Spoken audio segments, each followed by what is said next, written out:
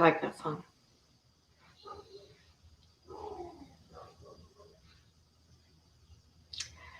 Hello and welcome. Thank you for joining me once again today. Again, give me a hashtag replay. Let me know that you're watching the video. I really appreciate the interaction too. So make sure you're commenting, asking questions. Let me know how it's going for you today.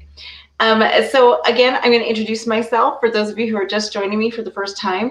My name is Evelyn Knight. I am the host of the Childcare Business Coach podcast, the founder and CEO of Childcare Business Professionals, which is a company that helps owners find success while maintaining high quality research-based standards.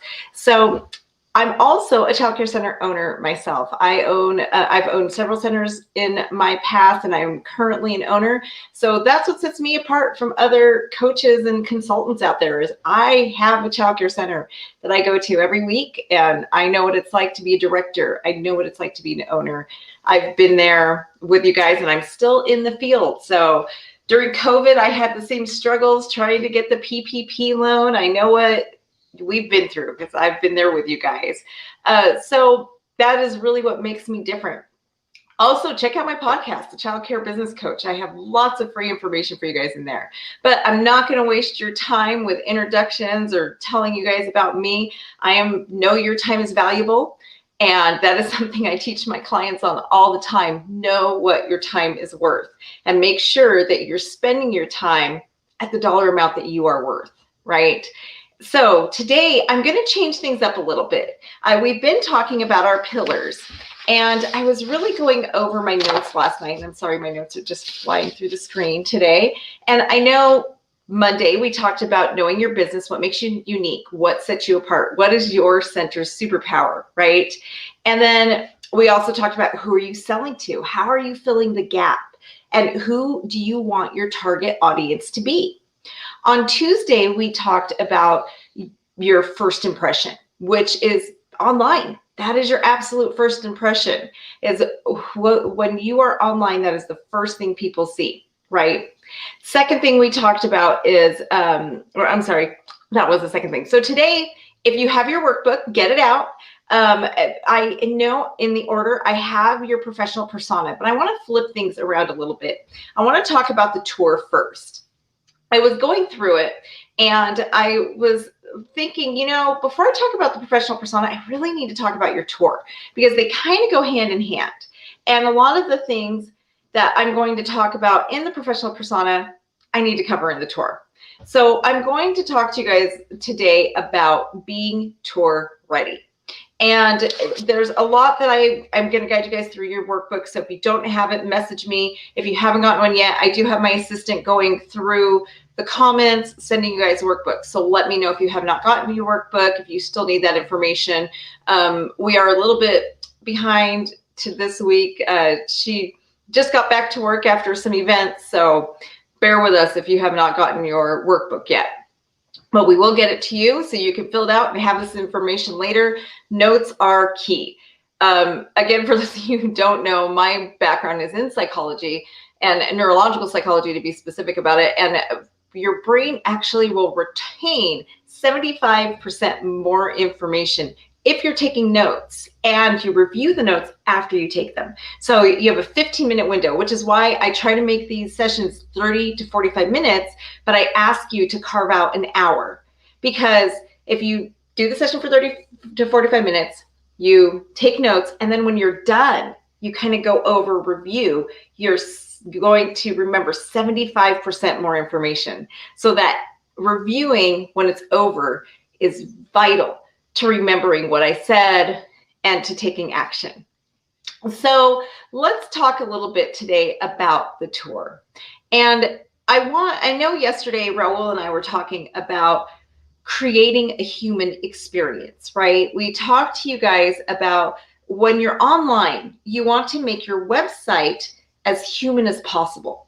So then I talked to you guys about once they've seen you online, then they're going to pick up the phone, right? They're going to pick up the phone and they're going to want to give you a phone call. You want to get them to that point where they want to pick up the phone. They want to call you, right? So once they pick up the phone and you get them to call you, then you have to answer the phone in the most professional way possible. We talked about that. And if you guys don't have the workbook, make sure you do, because I actually, in the workbook, I provide you with my phone script. I don't know if you guys can see it, but this is basically a script. I told you guys too, it's very important to make sure the phone is answered every single time. You can train your teachers on what to say, and just put these scripts wherever you put cell phones. I told you I have handsets all over our building. These phone scripts go by the cell phones that are all over the building. And so just make sure you have the phone script. It's in the workbook. I provide it for you guys basically. And you notice I do ask you to use the person's name. Again, we're looking at that human experience. You want to make a 5-minute friend is how I kind of think about it. You want to make sure you're very personable. Okay. So now you've scheduled a tour, hopefully. I would recommend being as professional as possible. When I get the phone calls to tour my center and people are inquiring, the way I word it, and I'll explain why after I tell you guys. When I ask them, I tell them, we have an open door policy. You are welcome to drop by at any time. But if you'd like to schedule a time to come in and see me, I would be more than happy to schedule a time. If they're like, well, I'm not sure, like, well, again, open door policy, just drop by whenever you can. I do, however, recommend that you try to avoid the time between 12:30 and 2:30 because the children are napping and you will not be able to see the classroom in action. And then I do tell them, you know, it's best if you can really see the classrooms in action. So that's why I recommend avoiding that time. But if that's the only time you can make it, feel free to come in. I can tell you the reason I do it that way. Because as a mom myself, if someone told me that I was not allowed to come into your center between this time and this time, my first thought would be, what are you hiding? Why can't I come into your center at this time? My first thought would be, that is when I want to come in. That's when I want to tour. When you're telling me I can't be there. Because if parents aren't allowed in the building between certain hours, then what is going on? What is it that you don't want a parent to see, right? So that's why I make sure the parents know they are welcome in my center. We have an open door policy. Parents can stop by and check on their children anytime. Tourists can come by anytime because at my center, we have nothing to hide. We are always doing our best.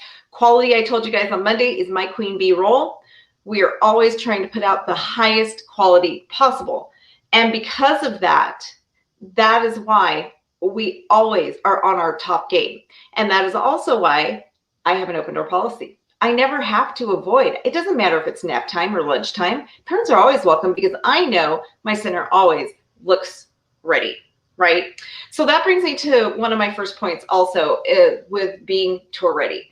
You always want your center to be tour ready. It needs to always be ready for a tour, no matter what time it is, 5 minutes before you close, first thing in the morning when you open. Some parents who work, those are the only times they can come tour your center. So you have to be prepared for that. So when I say tour ready, I don't want you guys to think that your centers have to be immaculately clean. Okay, well, they do need to be clean. Let me clarify that. There is a difference between being messy and being clean. Okay, messy means that children are learning, they're having fun, and that you're really enriching them. Messy might be toys all over the place. It might be paint smeared on the tables, right? As long as it's not dry. Fresh paint that they're actually working on. Your easels probably do have dry paint on it, and there's nothing wrong with that. That tells me that your children are happy. They're having fun. They're learning. They're growing, right? Dirty, on the other hand, is not okay. Not okay. There better be no food on the floor. You better not find dust on any surfaces. And I want you guys to look at those really hard to see surfaces, like the fire extinguisher boxes, right? Those are things that we always forget. The top of the curtains. Those are those things that are always forgotten. Look at your air where your heaters come out, the air ducts. Those get caked with dirt. Shouldn't have dirt on those kind of things, right? Because that's the kind of thing that certain people look for. Right? They're looking Remember, we are under a microscope. For me as a mother, I am a very, very picky mom with my babies when they were little. Now they're huge, but I'm still picky. But when they were little, I was very picky, and I looked for those things that people often overlook. I looked for the attention to detail, right? Because if you've got a tour coming in and they see that you're not putting that attention to detail, then if you're like me, you're going to think it's all fake. You're going to think, well, they're really not doing this stuff. How real is it? And I understand, you guys. I mean, there's times where I walk in and they haven't gotten to the air ducts. There is dust on the fire extinguishers. You know, there's cobwebs. We get so busy. I get it. But that's why, as directors and owners, it's important that you're walking through your building and looking for these things. Better yet, it's important that you delegate someone to do it, and you have checklists to make sure it's done, right? It's really important. So I want to just stress to you guys, being tour ready does not mean that everything has to be cleaned up. There can't be any toys out. Messes are good. Messes mean children are learning. Messes mean children are happy. That means that you're enriching and that they're free to express themselves. Dirty, on the other hand, spilled milk on the floor that's been left sitting there, food on the tables, just dust on the cubbies, not okay. You got to be clean. Clean is an absolute necessity, and your entire center needs to be clean. Your entryway, your hallways, everything needs to be clean. Your bathroom, right? Messy is okay. But we are going to have to educate our parents on the difference. So during the tour, I'll talk to you guys in a little bit about educating your parents, which is very, very important. But first, I want to talk about personally connecting. Hopefully, you've had that phone call already, right? And if you're using my script, and by the way, I don't have like 20 of these, but I do take notes. So as I'm talking to the person, you just write down what is their name, what is their child's name, age, and everything, right? So when the tour comes, you've got their name, you have their child's name. So as they come in your building, you're greeting them personally. It's like, oh, hello, Mary. How are you? So nice to have you come in. This must be little Anne. Oh, Anne, it's so nice to meet you. I'm so excited to have you here at my school. Are you excited to see the classroom where you're going to be hanging out and meet some friends, right? You want to make it personal, like you remembered their name. You're going to take notes. We can't remember all of them, right? I mean, if they only knew how many people, but remember, they're one person. They don't know that you might have done 5 other tours this week. They don't know that you may be dealing with 100 other families that you're trying to remember their names. All they know is what their personal experience is. So you've got to step outside of yourself a lot of times, and we have to focus on our personal experiences. So as the personal experience, we need to make sure it is very human, very personal, and that you're making that 5-minute friend, right? So just really make sure that when you're making it personal, one of the things I do, I also tell them a little bit about myself. I'll introduce myself as the owner, and I'll tell them about my educational background and why Zuen is the way it is. I will tell my families, I am the owner of Zuen Around Preschool, and this is I have a background in neurological psychology, which is why I created my own curriculum that really focuses on social emotional development, since that's the part of the brain that is developing. And I explain to them, in the United States, it's kind of funny, but I tell them this every time. It's my 1-minute spiel where I tell them, the United States is currently 33rd in the country when it comes to education. And so that just seemed unacceptable to me.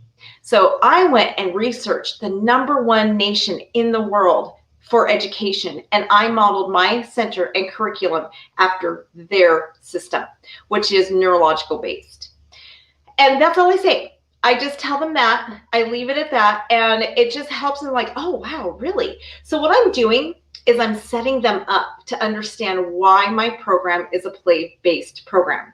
In my program, we are not allowed to use photocopied sheets. It is not what's best for the children, not at all what is best for the children. We don't use anything that is online, no screen time, 0 screen time, because it is not good for the children. And I tell parents that straight up. I tell them my center is based on Finland style centers and Italy, right? Finland, Sweden, and Italy are the three countries I basically based my curriculum on.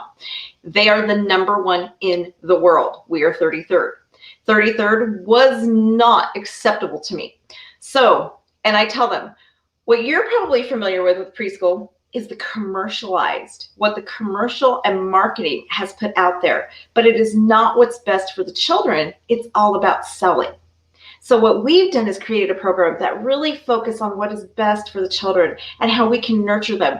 And our goal is always to make sure that we are helping these children to be the best adults possible. And I tell them that I know it's hard to look at your little tiny baby there and think of them as an adult, but our ultimate goal is to make sure that they have the tools to go into elementary school, middle school, high school, and then as an adult, we're giving them these wonderful tools. And I explain to them as I'm walking through my building that during the first 6 years of life, you're forming the 7 brain executive functioning skills, that is what their brain is forming, that you're not born with these things. Time management, your ability to make friends, your ability to work with others, how do you cope with things, your reasoning skills, those all happen in the first 5 years of life. So that's what we focus on. And that way, by the time they get to kindergarten, they're ready for the world. They're ready to learn. They're ready to really do what they need to do. And I do say, like, that doesn't mean that we don't focus on academics. We absolutely teach them the groundwork, but you will never see a child sitting at a desk in my center because it is not developmentally appropriate. I also ask the parents things like, would you teach a 2nd grader the same way that you teach a 7th grader? Would you have them going from class to class and give them 6 teachers? Would you do that to a 3rd or 4th grader? Absolutely not, right? Because we understand that 3rd and 4th graders are not developmentally ready to be taught in a 7th grade environment. So why on earth in the United States do we create our preschool and pre-K classrooms to look like a 3rd and 4th grade classroom? Doesn't make any sense, does it? So I'm setting them up for the tour. So as they're coming into my center, I've set them up before I've even shown it to them, right? I've explained my philosophy, why we are the way we are, and I'm telling them that, told them about me. This is what I did. I have such a passion for children that I went out and researched the best schools in the world, and I created my own program to be like them. And so now I've become a little bit more personal. And I tell them too, I started this when my baby was little. My first round through college was something totally different. I tell them, like, I never thought, but I couldn't leave my own son. And since I wanted what was best for my son, I created a program that was best for all children. So I've made it very personal while I'm selling my center, right? So I'm selling them on my program, showing them who it is and who we are. But I did it in a very personal way. So that's something you really want to really illustrate to them. So now I do take them and I let them see my entire building. If, let's say, I'm touring a 3-year-old, I am still going to take them to the infant room, going to briefly show them, very briefly, let them see it, let them walk around. When we get to my 3-year-old classroom, then I'm going to linger. Then we're really going to stay. And I'm hoping that there is somewhat of a mess in there, not, organized. We talked earlier this week on the organized chaos piece. And this is where I'm going to explain that. And I am straight up going to tell the parent, I know it looks like organized chaos. And that is what preschool is, because children learn best through play. And I always give them an example. I ask them, do you remember your high school history or science? What did you learn? Do you remember anything that you learned? And most of the time, I'm like, I forgot everything. I'm like, well, what about in science? Did you ever have that one teacher who actually took you out and did something? Usually that is what people remember. And I told them, okay, so that is how Zooming Around is basically our whole philosophy. Humans do not learn by being talked at, by being given ditto sheets. That is not how they learn. We learn when we get to do, when we bring things in, right? So I usually try to find children that are in the middle of something, and I show them as that child is doing something, that child is learning, and this is how they're learning. And the way I do that is, I'll use the Play-Doh example. If there are children at a table playing Play-Doh, I'll bring the parent over there and say, to you, you just may see children playing with Play-Doh, but these children are actually learning a lot. And my teachers, by the way, are trained on facilitating learning. So during that time, if we do a Play-Doh art, anything like that, you're going to see a teacher at the table with them, and they're going to be facilitating. So I will point that out to the parent, and I'll just tell them, we learn how to write, right? And you might be thinking that I'm going to give 3-year-olds this pencil and they're going to just learn to write. But what they really need in order to learn how to write and have good handwriting later in life is to build these fine motor skills, right? The more we build fine motor skills before we teach them how to write, the better their handwriting is going to be. So we give them things like Play-Doh so that they can really form those fine motor skills, so that we can grow the muscles that they need and they can coordinate. If you notice, my teacher's guiding them, so they're rolling things out. It becomes an entire experiment. I explained to them that every Monday in my center, we create Play-Doh. We make the Play-Doh. Well, right now during COVID, it's pretty much every time. And I tell them, like, every week, the children get the ingredients to make the Play-Doh. They measure it out. They count how many scoops.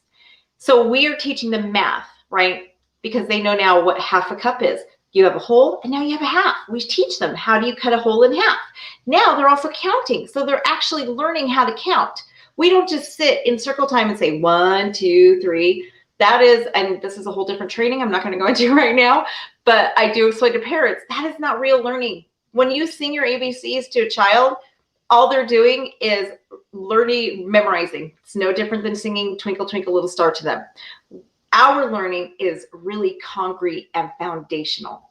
So the way we teach children is by doing. So when we're creating Play-Doh, they've just learned how to measure. They're learning how to count quantities. They're also taking a dry substance, mixing it with a liquid to create a whole new compound. I also point out the fact that we use big words that you may not normally use with a child, right? Like compound. We tell them, like, what happens to the mixture when you take a dry and a liquid and mix them together. We're showing them science. So what you see as playing with Play-Doh, we see as science, math, and we turn it into literacy. And while I'm doing the tour, I show them that. And I tell them, so what looks like a mess to you when you see toys all around are actually children learning, because every center in this classroom is strategically designed to teach something. Every toy in this classroom was chosen because it teaches the children something. And instead of just talking at the children so that 2 months from now they forget what we taught them, we actually take them through and we teach while they're doing, so that it's actually really becoming concrete in their brains. So that's the part of the tour that I do in the classroom. And I'm really showing the parent how, so if you notice, I've really, really educated the parent on the fact that the classroom is clean, it just looks messy, right? That our curriculum is play-based because we know that that is what's best for the children, and that's how children learn. Right? I'm also illustrating to them that my teachers, I'm pointing out how each teacher's at a station, which is nurturing the learning, and it's really nurturing the children. So they really see and understand the program, and that only takes about 5 minutes. So the tours usually are 15 minutes to 30 minutes, but there is a lot we can teach in that very little bit of time, right? So the next thing is, my teachers are also trained to know that when there's a parent in the room, at least one of them needs to come in and introduce themselves to the parent, right? Each one of my classrooms has a parent board. It's going to have all the vital information the parent wants to see. It has our daily schedule, and our daily schedule is going to have explanations for what each thing means, right? So I don't use terms like free play.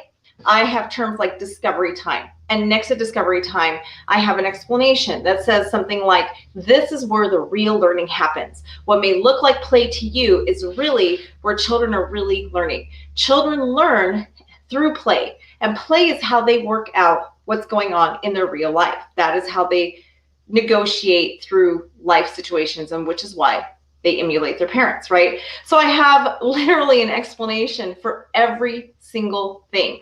I even explain how snack and lunchtime can actually be learning times, and how those are incorporated into our curriculum. I explain how outside time isn't just break time, but that's an actual second classroom basically within your center. So there's a lot of things that I actually incorporate into the tour in a 15-minute period that really educates the parents. So that's what I want you guys to really think about. How can you educate your families in 15 minutes? It might seem like a lot, but you can do it. And also look for those examples, but be ready. So as you're looking through your schools today, I really want you to look at examples and start really thinking about the different things they're doing. Are they playing with puppets? Are they in dramatic play? What are the children learning in dramatic play? Be prepared. Are they doing an art project? What are they learning through their art project? So by the time the tours come in for each age group, you are already ready to present that tour and teach that tour what the child is learning, right? The other thing I really want to talk to you guys about is the handouts that you give. I want you to remember that parents are probably touring other centers. Yours is not the only one.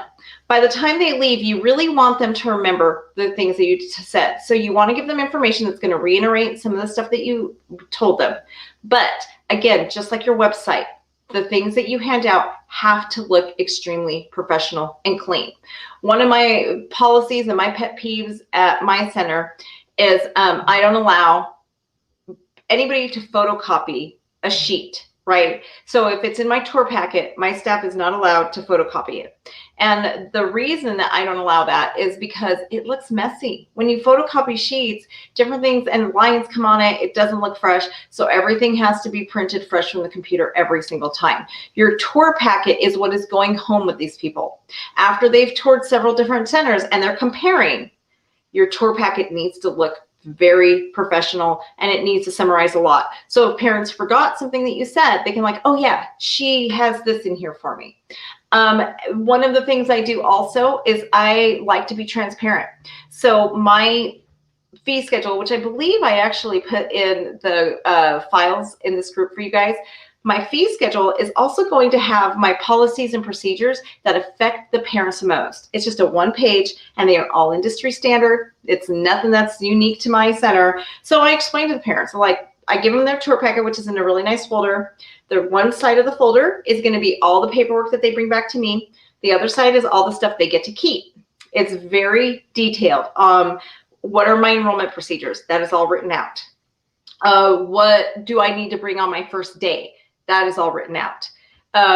What is my center's philosophy? That is there. You know, there's a link. I actually have a QR code, which is very easy to make, that will take them straight to my website, which has a lot of information also. So that way they've got a reminder of all the things we talked about, and then they also have the stuff that they can bring back to me. If the parent doesn't seem like they're going to sign up, I don't always give them the paperwork to bring back to me. I might just give them the tour packet, right? But think about the kind of things that you want them to remember when they leave. With my pricing sheet, I do actually explain to the parent. I tell them, you know, I believe in absolute transparency.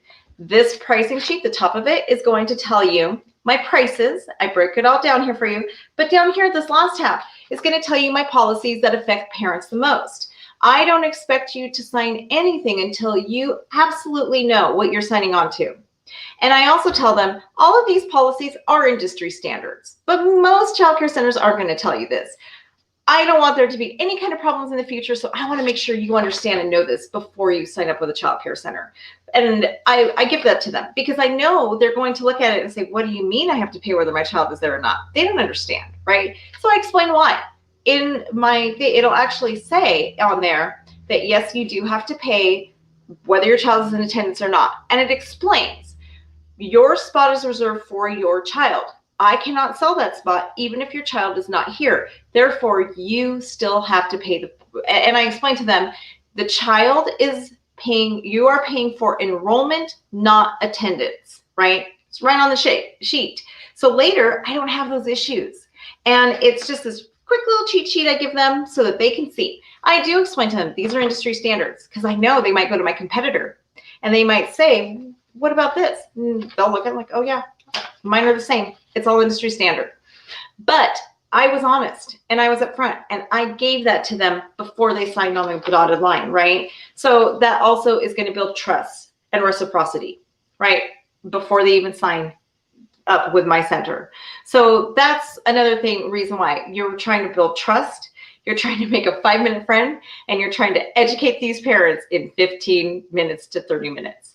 So there's a lot to think about, but that's why if you really have your tour down and you train on it, you want to make it into like, we have a folder at my center, and it basically trains on the tour. How do you conduct a tour? What kind of information does the parent need to know? What do you give the parent? I have the order that everything is given on, colors that each paper is formatted in, and that is what we give the parents. So that basically making sure that I'm not there to do tours 5 days a week, right? But I know that when I'm not there, my director, my assistant director, and my supervisors are doing the tours exactly how I would want them done. So that's when you have to document it and you have to train. You have to make sure that other people shadow. There should be nothing in your center that you are the only one who can do. Nothing. There should always be something as somebody else, because life happens. And there just should never be a time that you are the only person who can do a specific job. So even with the tour, which means that you should have it documented and trained. So let me look at my notes really quick to make sure I got all of that. Let's see. I think that is pretty much it for you guys. Remember, in the workbook that I gave you guys, you have all this information. And let me know if you guys have any questions. If you need a workbook, hopefully that was helpful for you guys. A really quick tip into making your tours the best possible, so that once you get the children in the door and those families, that they're choosing you. One last thought I want to leave you guys with. I want you to really look at your tours. I want you to look at your websites. I want you to look at how you handle the telephone. Everything we've talked about this week so far. Then I want you to imagine a parent. I've told you how my center does things, okay? Imagine I am your competitor, right? Your families have just toured your center, and now they're coming to my center. How are you going to measure up? How are you going to compete with me? Right? If you're saying, no problem, I'm doing several of these things, I think I compete with you just fine, that's awesome. If you're not, you got to really put some time and effort into how you're enrolling and bringing children into your center. It's so very important to get all these things in line, because you don't know how your competitor looks, and we want to be equal. I don't like to say we want to be better. I don't want to be better. I want to be at least equal to my competitor. The other caveat I'm going to leave you guys with is just understanding that we are not right for all families, right? I understand my center is not going to be a good match for all families, and some families are better off at my competitor's center. Some families are better off in an in-home environment. But those people that I connect with, my target market, like what we talked about on Monday, I want to make sure I am the #1 choice for them. So just a couple final thoughts for you guys. Make sure you guys are checking the homework thread. I do leave you guys some homework in the guide that I created for this session. So if you're on Facebook, it's under guides. Each one of these videos, the list of topics for the day is in there, and also just a little homework thread is in there. So I hope everybody has a great rest of your day, and I will see you guys here tomorrow for the professional persona piece.